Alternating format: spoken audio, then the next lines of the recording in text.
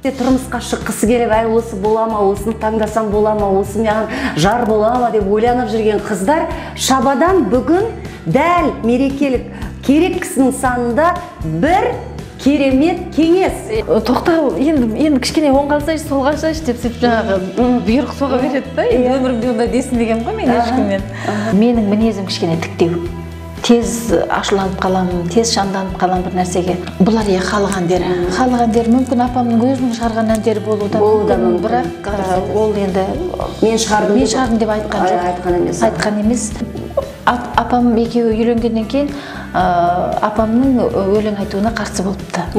3 жылдан аман есен өтіп кетсе, онда ары қарай жаңағы бәрі жақсы болып кетеді. Егер сол 3 жылдың ішінде бағанағы жақсы бола алмаса, онда жақсы бола алмай қалуы мүмкін. Нұрланға ғашық болған кезде қандай әндер жаздың? Әндер туды ма? Қалай болды соны? Екеуміз киноға бардық, оның үстіне мен кола төгіп қызық болған сонда.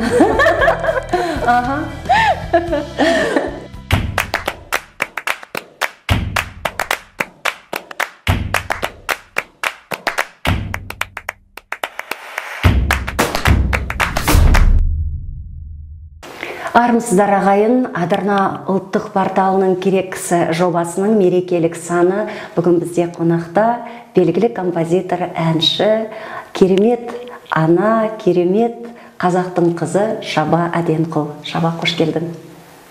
Шаба қандай ана, өзіңнің анаң туралы естелік, балалық шағың жайлы біраз, одан кейін енді біраз уақыт баламен отырып қалдың ғой деймін, сені көрмейміз. Осы сағынған жұртшылыққа өзіңнің бір әсем әніңді арнасаң аналар мерекесі күніне. Жарайды. Жаңа бірінші сұрағына жауап берейін. Менің енем айтады, сен сондай бала жансың дейді. Балаларым үшін жанымды беруге дайынмын. Әрбір ана солай ғой енді, бірақ мен өте жақсы көрем балаларымды.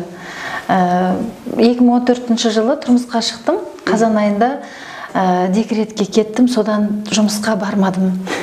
Үйдемін, балалардың қасындамын. Мен кішкене қатайғанша қастарында болайын деп шықпадым. Анда-санда концерттерге, былай осындай шақырған жерлерге келіп тұрам. Бірақ андай таңертеңнен кешке дейін жұмыс істеуге бармадым. Енді мен үйдің кенжесі болдым. Ең кенже баласы едім. Шынын айтсам, жаңа айтып кеттім. Осы жақын арада Қытай Халық Республикасынан қайғылы хабар келді. Анасы Шабаның неше жасында анамыз? 83. 83 жасында анамыз дүниеден озды. Мен енді бір қуанып айтатыным, мен осы кісіні, Шабаның анасы деп үйге қонақ шақырып, ет асып, мына қазақтың шаңырағы деп көрсеткен адам едім. Енді соған өзім бір жағынан қуанамын. Сол кезде енді біз жас болдық, Шаба. Енді жастық шақта көп жаңағы ойланбайсың ғой, анау-мынау туралы. Енді артынан осындай хабар келгенде, анамыз дүниеден озды дегенде, мен өзім соған өзімнің жасаған сол уақыттағы бір енді жақсы бір керемет ісіме өзім қуандым, шынын айтсам. Иманды болсын анамыз, мен ойлаймын, сені туған ана бақытты ана. Өйткені қаншама әндерің бар. Әлі де қазақ халқының керемет әндерімен сусындатасың, әншісің, композиторсың. Анамыз туралы енді өзім көзім көргендіктен өзім айтатын болсам, сондай бір сабырлы адам. Сабырлы, мейірімді сондай. Біздер 6 болдық. Бір әпкем бар осында. Қалғандары сол апамның қасында болатын. Мен осы ән жинақты да сол анамның әлдеге деп қойдым. Себебі енді бұның ішінде бірталай әндер менің апамнан үйренген әндерім еді. Апам ән айтатын, бірақ енді елдің алдына шығып ән айтқан жоқ. Үйде бағанағы киіз басады, көрпе жасайды. Сондай кездерде бағанағы бір-екі құрбысы келеді қасына. Сол кезде отырып, жаңағы ыңылдап, әндерін айтып, бағанағы шайларын ішіп, сөйтеді, сонда қасында жүреміз ғой. Сонда құлағыңда қалады әндер, айтқан әндер. Осы альбомның ішінде Шатаспасам бір 6-7 ән қой деймін.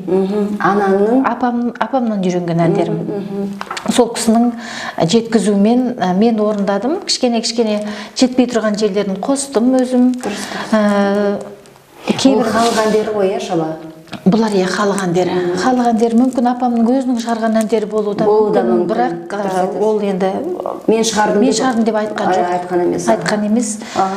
Сөйтіп ыңылдап, мүмкін енді сол ән шығаратын қасиет менің енді апамнан да дарыған болуы мүмкін. Енді ол қалайда не әкеңнен, не шешеңнен келеді ғой саған. Мен әкем де марқұм өнерге жақын болған екен. Ана осы жердегі құрдастары жаңа айтады әкем туралы, сенің әкең отырыстың гүлі болатын деп. Жаңа баянмен, домбырамен өлең айтады екен әкем. Кейін апам екеуі үйленгеннен кейін апамның өлең айтуына қарсы болыпты. Сен айтпай қой, мен айтайын. Сонымен апам өлең айтпапты, тұрмысқа шыққаннан кейін сол бағанағы бір жұмыс істегенде, бірдеңе істеп жүргенде ыңылдап ән айтып жүретін өзі. Сол осы ән жинақтың ішінде бағана апамнан үйреніп айтқан әндерім бар, сол жазылып тұр. Шатасып қаппын ғой, мені қарап та келмеппін соны. Енді Шабадан бір әдемі ән сұраймыз. Аяулы қыздар, қымбатты аналар, нәзік жандылар, сіздерді алда келе жатқан мерекемен шын жүрегімнен құттықтаймын. Баршаңызға тек қана жақсылық тілеймін. Әрбір таңдарыңыз арайлап атсын, бақытқа, қуанышқа толы болсын. Сіздерге арнап Ескендір Хасанғалиев атамыздың әні Тұрсынай деген ханымның сөзіне жазылған. Сол әнді орындап берейін. Енді ана туралы әнді айта алмаймын. Айып етпеңіздер. Гүл сезім деген ән. Өзіме ұнайды осы ән. Өмірде тағдыр айда кездестім өзіңменен, кезім бұл бал-бұл жайнап, қайғы-мұң сезілмеген, тұңғиық көзіңдегі бөлендім шапағатқа. Бұл нәзік сезім бедай, бұл әлде махаббат ба? Бұл нәзік сезім бедай, бұл әлде махаббат ба?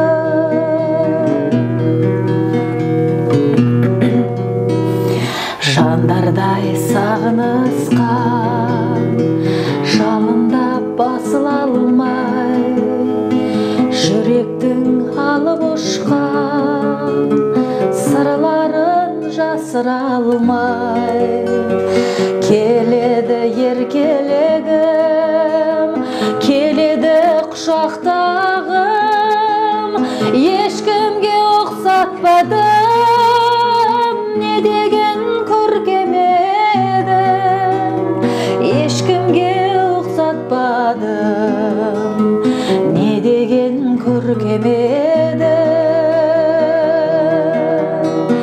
Тұңғиық көзіңдегі бөлендім шапағатқа. Бұл нәзік сезім бедай, бұл әлде махаббат ба? Бұл нәзік сезім бедай, бұл әлде махаббат ба? Бұл нәзік сезім бедай, бұл әлде махаббат ба?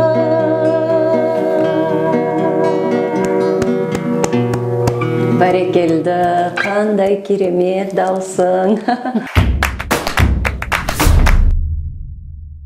Шаба, біздің бір өзіміздің дәстүрлі сұрағымыз бар. Бұл кімге керексің? Мен ең бірінші өзімнің әрине балаларыма керекпін, туыс туғаныма керекпін, жолдасыма керекпін, және осындай халық әндерін, осындай әдемі лирикалық бағыттағы әндерді тыңдайтын, жүрегі жұмсақ тыңдармандарыма керекпін деп ойлаймын. Саған кім керек? Осы бір-ақ адамды,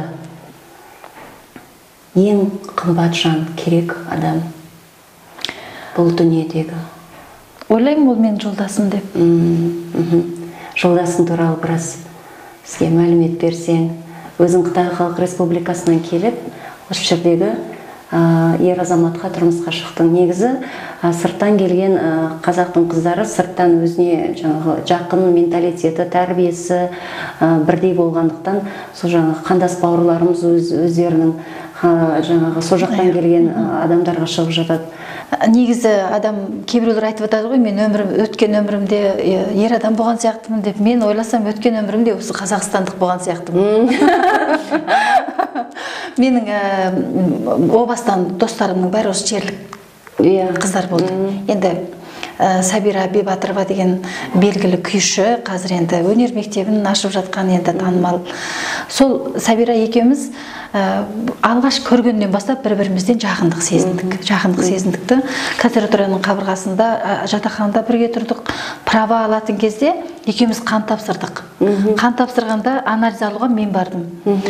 Анализді берген қыз айтады, екеуіңіздің фамилияларыңыз неге ұқсамайды дейді.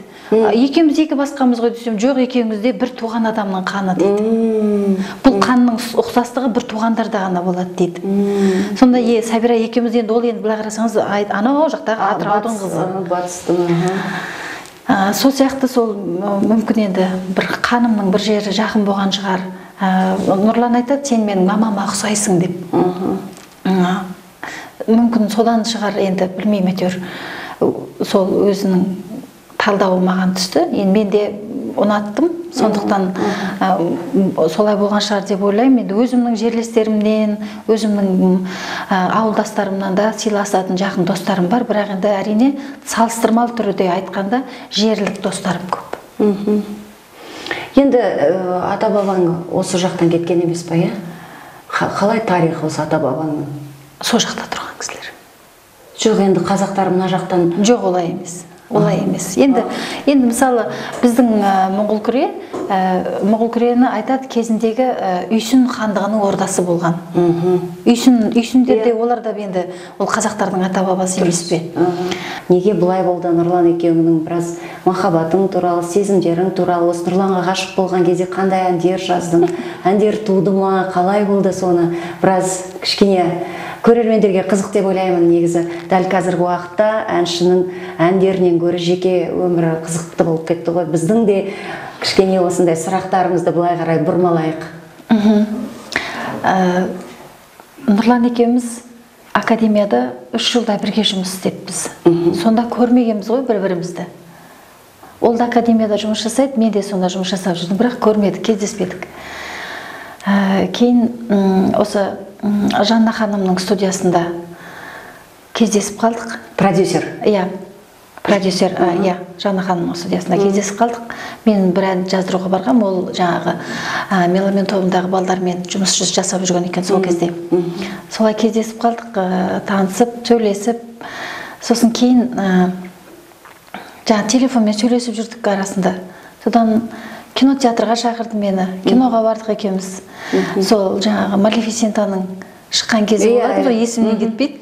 Екеуміз киноға бардық, оның үстіне мен кола төгіп қызық болған сонда.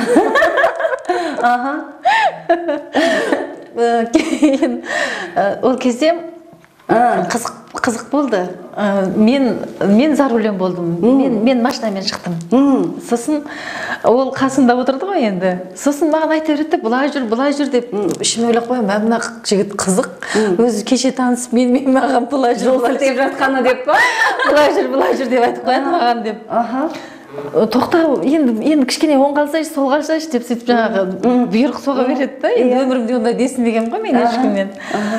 Сол бір қызық болды маған. Содан кейін жаңағы кинотеатрға кіретін кезде баспалдақтан көтерілу керек қой. Сол кезде мені қолымнан ұстап көтерді. Қолымнан ұстағанда бірінші рет мен өзімді сондай бір қалай сезінемін.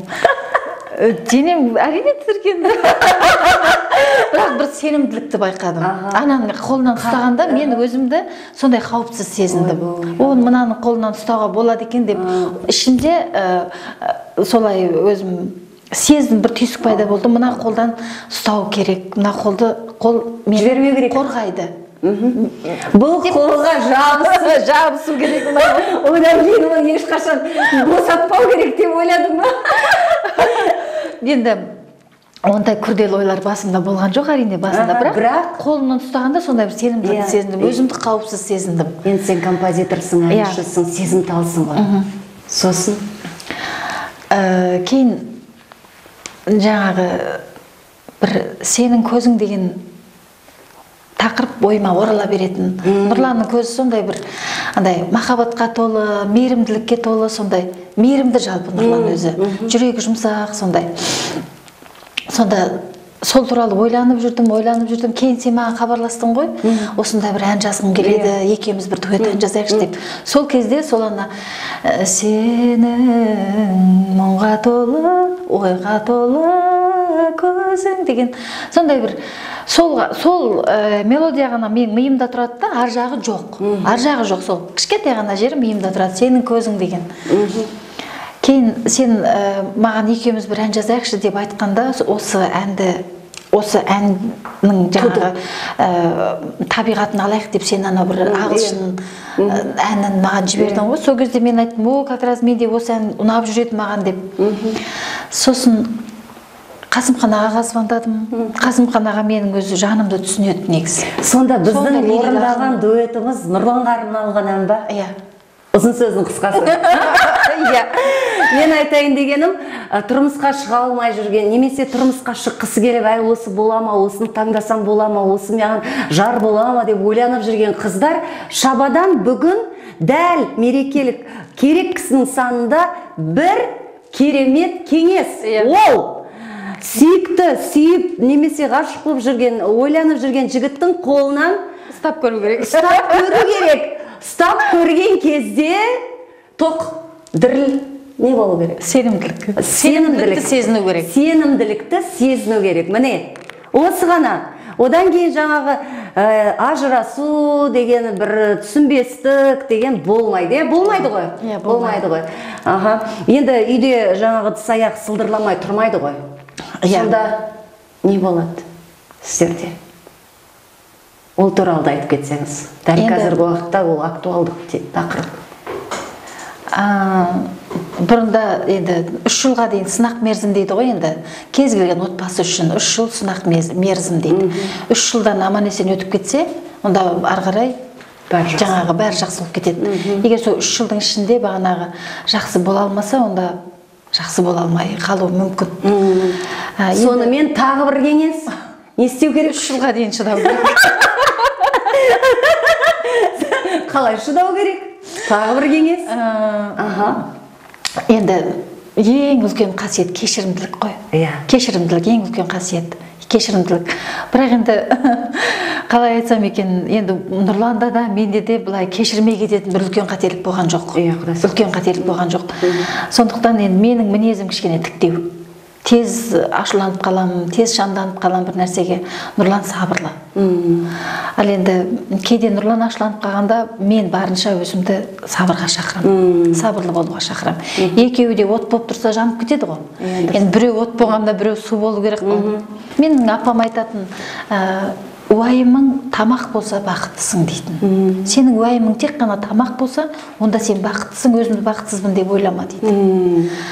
Сол енді жастарға айтатын кеңесім, енді ұсақ-түйек бірдеңке жетіспей қалса, бірдеңке мысалы ақша жетіспей қалса, жағдай төмен болып жатса, оған бола отбасында кикілжің шығарудың қажеті жоқ. Себебі оның бәрі өткінші.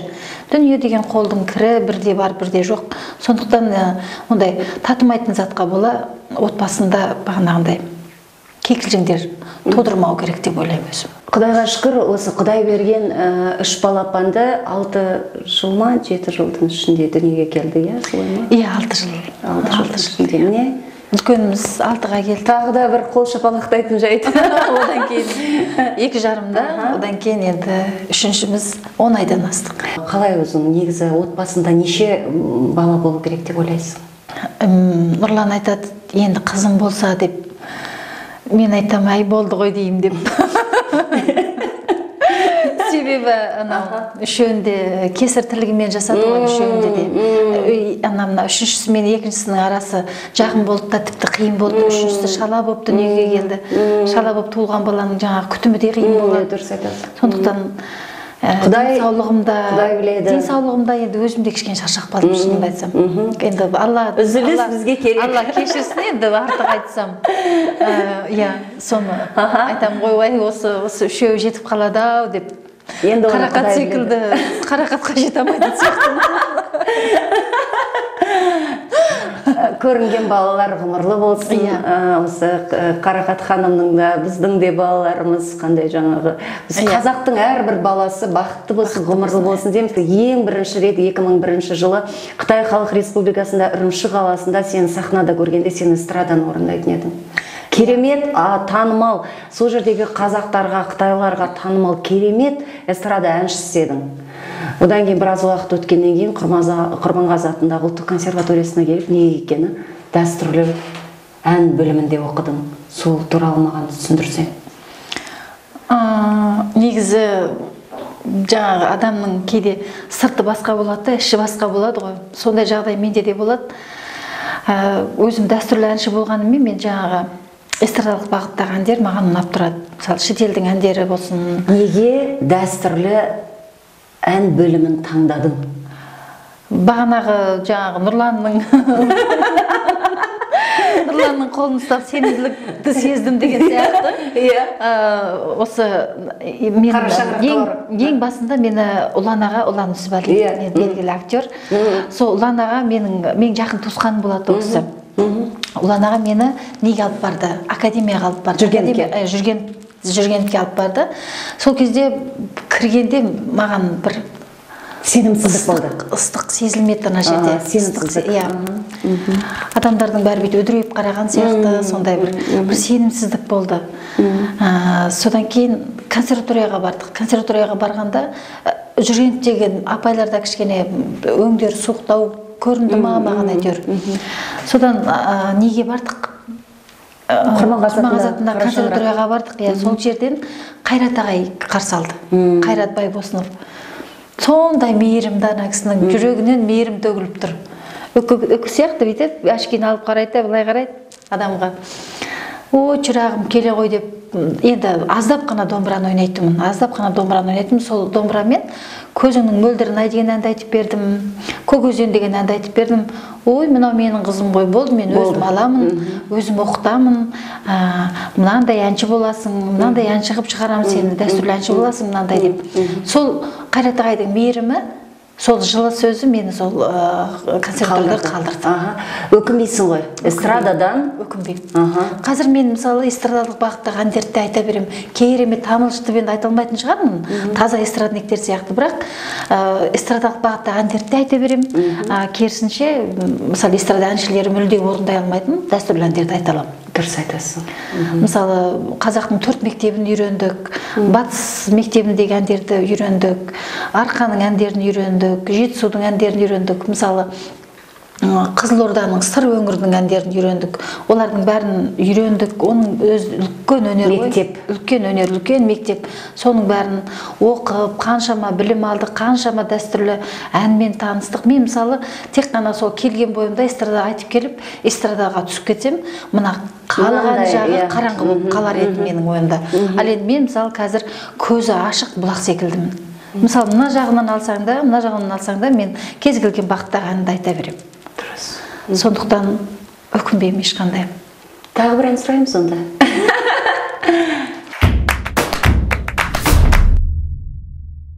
Осы мына сіздердің студияға сый ретінде әкеліп отырған ән жинағымнан Ал күнім-ау деген әнді тартып етейін. Бұл әннің сөзін мен ұмытып қалғам. Содан бағанағы өзімнің сүйікті ақыным Қасымхан ағаға айтып едім, осындай деп. Ол кісі маған сөзін жазып берді. Сол әнді орындап берейін.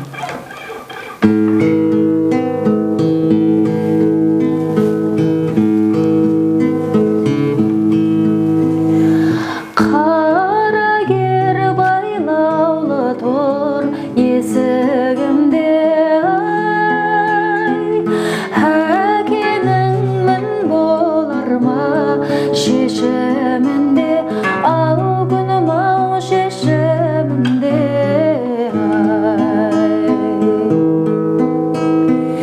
ауламнан ұзатылып кете бардым ау сәбиім ұйықтап жатыр бесігінде ал күнім ау бесігінде елім ай туып бір өскен жерім ай суы бал шөбі шүйгін қайран елім ал күнім ау артта қалдың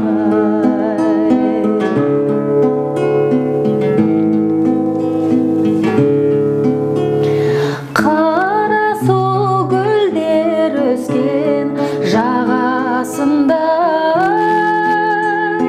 өмірдің кім жетіпті бағасына ал күнім ау бағасына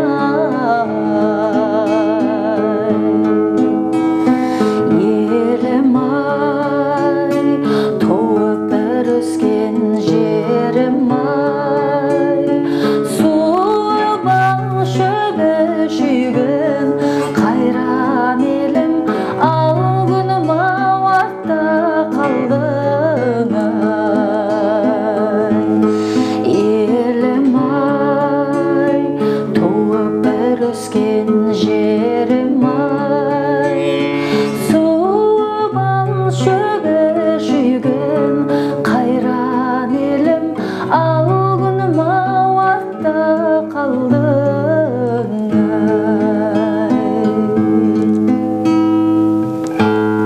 Керемет, өте керемет. анау баяғының келіндерін айтатын еді ғой, мысалы 2 жылда 3 жылда бір төркініне барады екен деп.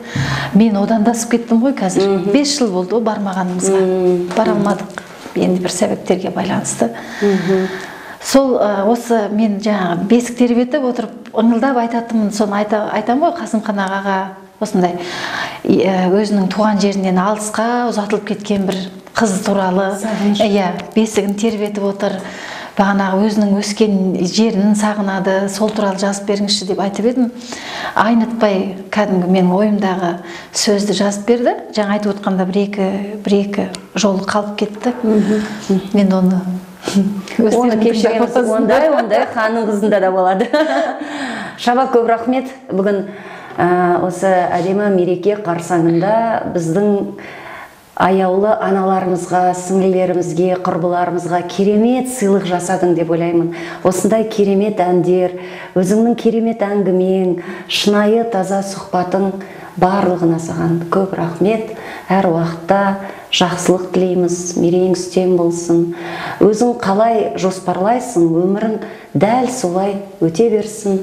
Нұрекең екеуің бір жастықта қартайыңдар, бала шағаның қызығын көріп, жаңағы осы балаларымды үйлендіріп, ұзатып, тойға жетіп, сол тойда бірге жүрейік. Рахмет саған, көп рахмет.